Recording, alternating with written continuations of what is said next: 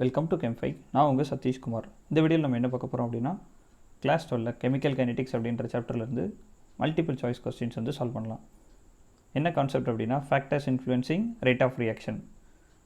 இந்த கான்செப்ட்லேருந்து part 1 part 2 அப்படின்னு சொல்லி 2 வீடியோஸ் மாதிரி பார்க்கலாம். ஏன்னா இதில் வந்து நிறைய கொஸ்டின்ஸ் வந்து நம்ம சால்வ் பண்ண வேண்டியிருக்கு.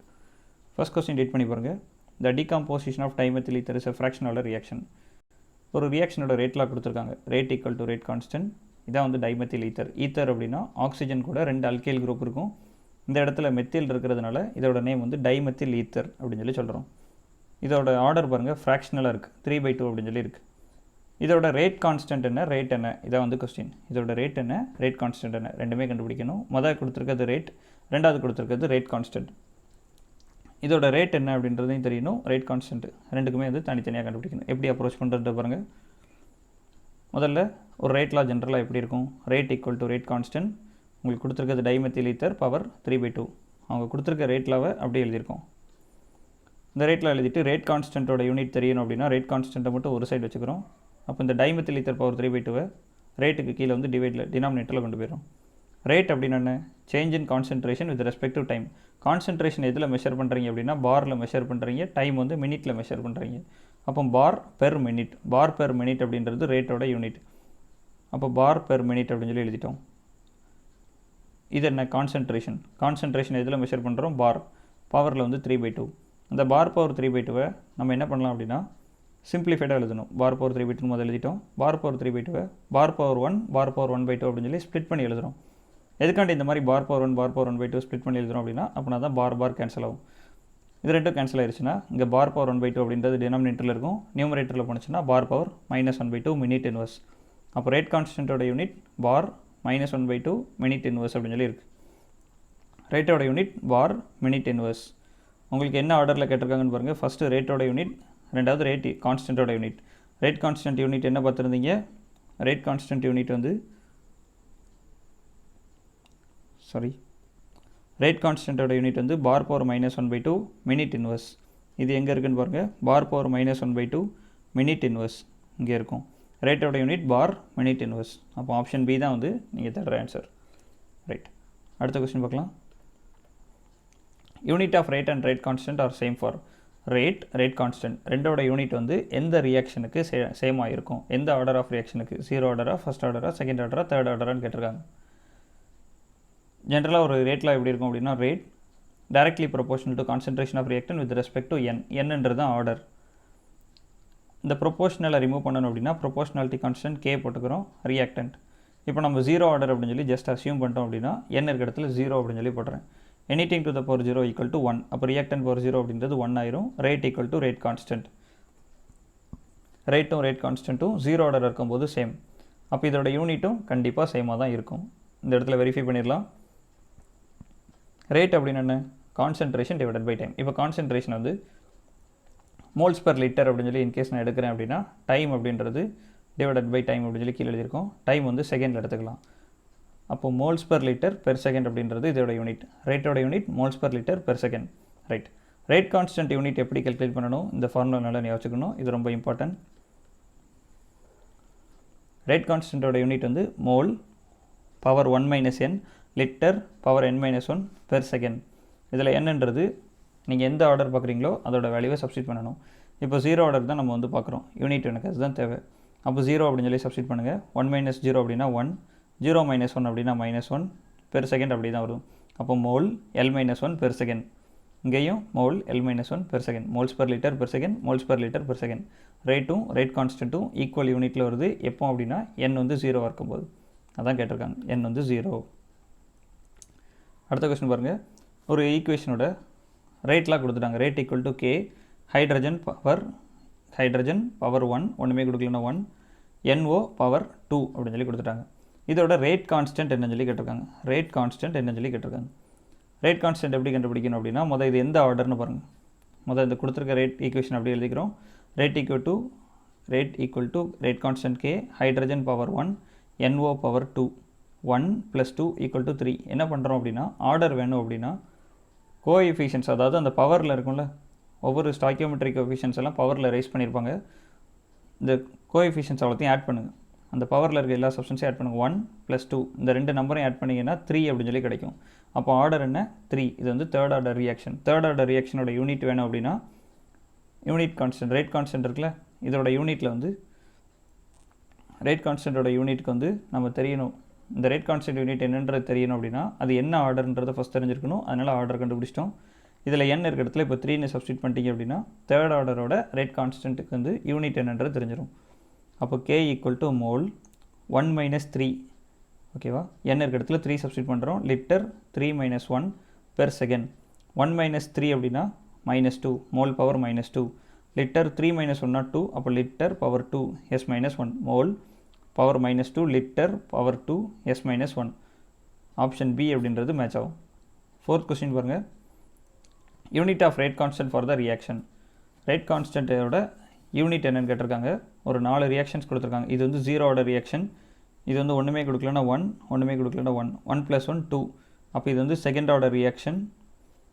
இது வந்து 3/2. ஓகேவா? இது கொஸ்டின் எரர். 3/2. இதோட ஆர்டர் என்ன அப்படின்னா 3/2. இதோட ஒன்றுமே கொடுக்கலன்னா 1. அப்போ இது வந்து ஃபஸ்ட் ஆர்டர் ரியாக்ஷன். இது 0 ஆர்டர் ரியாக்ஷன். இது செகண்ட் ஆர்டர் ரியாக்ஷன். இது ஃப்ராக்ஷன் ஆர்டர் 3/2. இது ஃபஸ்ட் ஆர்டர். இதோட யூனிட்ஸ்லாம் என்னன்றதை கண்டுபிடிக்கணும். இப்போ தானே பார்த்துருந்தோம் ஒரு இம்பார்ட்டன்ட் ஈக்குவேஷன் சொல்லியிருந்தால ரேட் கான்ஸ்டன்ட் கண்டுபிடிக்கணும் அப்படின்னா இதுதான் ஜென்ரல் ஈக்குவேஷன். இதில் n வந்து 0, 1, 2, 3 என்ன வேணாலும் நீங்கள் சப்ஸ்டியூட் பண்ணிக்கலாம். யூனிட்ஸ் என்னன்றது தெரிஞ்சிடும். இப்போ நான் 0 சப்ஸ்டியூட் பண்ணிட்டேன் அப்படின்னா 1 - 0 அப்படின்னு சொல்லி போடும்போது மோல் அப்படின்றது ரிமைனிங் இருக்கும். 0 - 1 அப்படின்னா லிட்டர் -1 இருக்கும். s - 1 mole L - 1 s - 1. 0 substitute பண்ணும்போது இந்த ஆன்சர் வந்துடும். 1 சப்ஸ்டியூட் பண்ணி பாருங்கள். 1 - 1 0. Anything to the power 0 = 1. அப்போ மோல் டு த பவர் 0 = 1 ஆயிரும். அப்போ இந்த டேர்மே வராது. லிட்டர் 1 - 1 அப்படின்னா 0.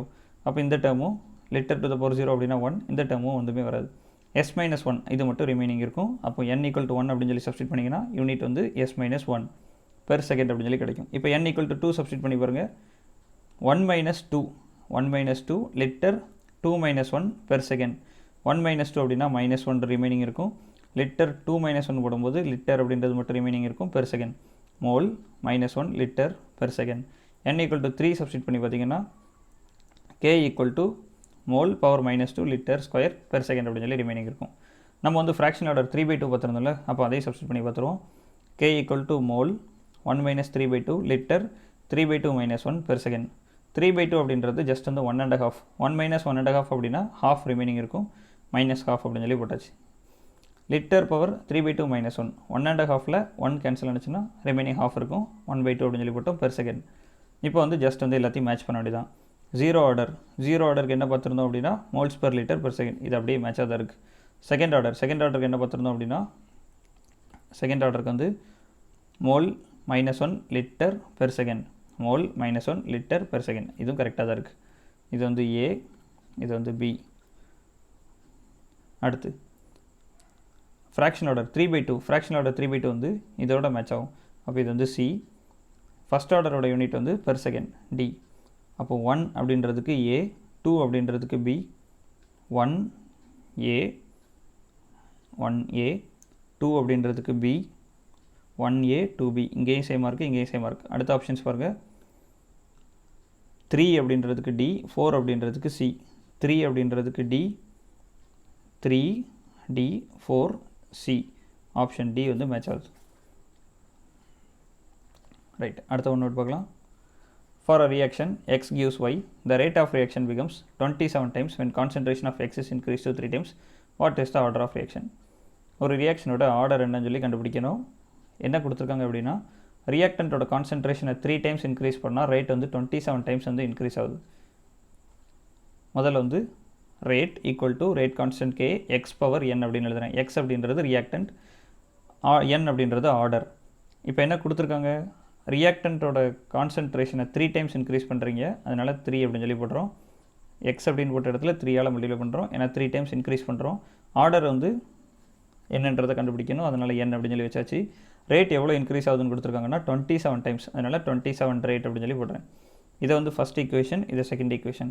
ஈக்குவேஷன் 2 / 1 அப்படின்னு சொல்லி போட்டிங்கன்னா என்ன கிடைக்கும், ரேட் கேன்சல் ஆயிரும். 27 அப்படின்றது நியூமரேட்டரில் இருக்கும். இந்த பக்கம் ரேட் கான்ஸ்டன்ட் கேன்சல் ஆயிரும், எக்ஸ் கேன்சல் ஆயிரும். இங்கே வந்து 3 அப்படின்றது ரிமைனிங் இருக்கும். பவர் n ஓகேவா, 2/1 அதாவது இந்த மாதிரி இருக்கும் ஈக்குவேஷன்ஸ் வந்து 27 rate equal to k 3x power n divided by rate. இது வந்து ஃபஸ்ட் ஈக்குவேஷன் ஓகேவா. Rate equal to k x power n. Rate cancel ஆயிரும், ரேட் கான்ஸ்டன்ட் கேன்சல் ஆயிரும், எக்ஸ் கேன்சல் ஆயிரும். அப்போ என்னன்றது காமனாக இருக்குது. அப்போ 27 ஈக்குவல் டு 3 பவர் n. இந்த 27 எப்படி சிம்பிளிஃபைடாக எழுதலாம் அப்படின்னா 3 பவர் 3ன்னு எழுதலாம். 3 power 3, 3 3s are 9, 9 3s are 27, இந்த மாதிரி எழுதலாம். இப்போ ரெண்டு பேஸும் சேமாக இருந்துச்சுன்னா n வந்து அப்படியே ஜஸ்ட் ஈக்குவல் பண்ணுங்கள். n ஈக்குவல் டு 3 அப்படின்னா இது வந்து ஒரு தேர்ட் ஆர்டர் ரியாக்ஷன் அப்படின்றது தெரிஞ்சிருச்சு. நீங்கள் ரியாக்டண்ட்டை வந்து 3 டைம்ஸ் இன்க்ரீஸ் பண்ணுறீங்க, ரேட் வந்து 27 டைம்ஸ் இன்க்ரீஸ் ஆகுதுன்னா கண்டிப்பாக அது வந்து தேர்ட் ஆர்டர் ரியாக்ஷன் அப்படின்றத சொல்லிடலாம். For a chemical reaction X gives Y. இதுவும் அதே போல் தான். இங்கே என்ன பண்ணியிருக்காங்க அப்படின்னா சின்ன சேஞ்சஸ். எக்ஸை வந்து 3 டைம்ஸ் இன்க்ரீஸ் பண்ணாமல் 1.5 டைம்ஸ் இன்க்ரீஸ் பண்ணியிருக்காங்க. ரேட் வந்து 1.837 டைம்ஸ் இன்க்ரீஸ் ஆயிருக்குன்றாங்க. என்ன ஆர்டர் ஆஃப் ரியாக்ஷன் கேட்டிருக்காங்க. போன தடவை சால்வ் பண்ண அதே போல் சால்வ் பண்ணுங்கள். Rate equal to rate constant k X power n. ரியாக்டண்ட்டோட கான்சன்ட்ரேஷன் எவ்வளோ டைம் இன்க்ரீஸ் பண்ணியிருக்கோம் அப்படின்னா 1.5 டைம்ஸ். அதனால் 1.5x அப்படின்னு சொல்லி போட்டிருக்கோம். பவர் n k இது எல்லாமே சேம். இந்த ஒரு இடத்துல மட்டும் தான் வேரியபிள். 1.5 டைம்ஸ் இன்க்ரீஸ் பண்ணியிருக்கனால 1.5 அப்படின்னு சொல்லி எழுதியிருக்கோம். ரேட் எவ்வளோவா இருக்குது அப்படின்னா 1.837 டைம்ஸ் இன்க்ரீஸ் ஆயிருக்கு. 1.837 ரேட். இது ஃபஸ்ட் ஈக்குவேஷன், இது செகண்ட் ஈக்குவேஷன். ஈக்குவேஷன் 2/1 அப்படின்னு போடுறோம். ஈக்குவேஷன் 2/1 போடும்போது ரேட் கேன்சல் ஆயிரும். 1.837 லெஃப்ட்டில் ரிமைனிங் இருக்கும். ரேட் கான்ஸ்டன்ட் கேன்சல் ஆயிரும், எக்ஸ் வந்து கேன்சல் ஆயிரும். 1.5 பவர் n அப்படின்றது ரிமைனிங் இருக்கும். இந்த 1.837 எப்படி எழுதலாம் அப்படின்றது பாருங்கள். 1.5 பவர் 1 போட்டிங்கன்னா 1.5, 1.5 பவர் 2 போட்டிங்க அப்படின்னா 1.5 இன்ட்டு 1.5 போட்டிங்கன்னா 2.25. அப்போ 1.837 அப்படின்றது கண்டிப்பாக இது ரெண்டுக்கும் இன்பிட்வீன் வேல்யூவாஸாக வந்திருக்கணும். அதோட வேல்யூ எவ்வளோ இருக்கும் அப்படின்னா 1.5 பவர் 1.5. அப்போ அந்த 1.837 எப்படி எழுதிக்கிறோம், 1.5 பவர் 1.5, 1.5 சேம் ஆயிடுச்சு. அப்போ ஆர்டர் வந்து 1.5. இது வந்து 1.5 ஆர்டர், ஆப்ஷன் பி. ரைட். இந்த வீடியோவில் ஏதாவது டவுட்ஸ் இருந்துச்சு அப்படின்னா கீழே வந்து கமெண்ட் பண்ணுங்கள். சேனலை சப்ஸ்கிரைப் பண்ணுங்கள். இந்த வீடியோவை ஃப்ரெண்ட்ஸ் அண்ட் ரிலேட்டிவ்ஸ்க்கு ஷேர் பண்ணுங்கள். தேங்க்யூ.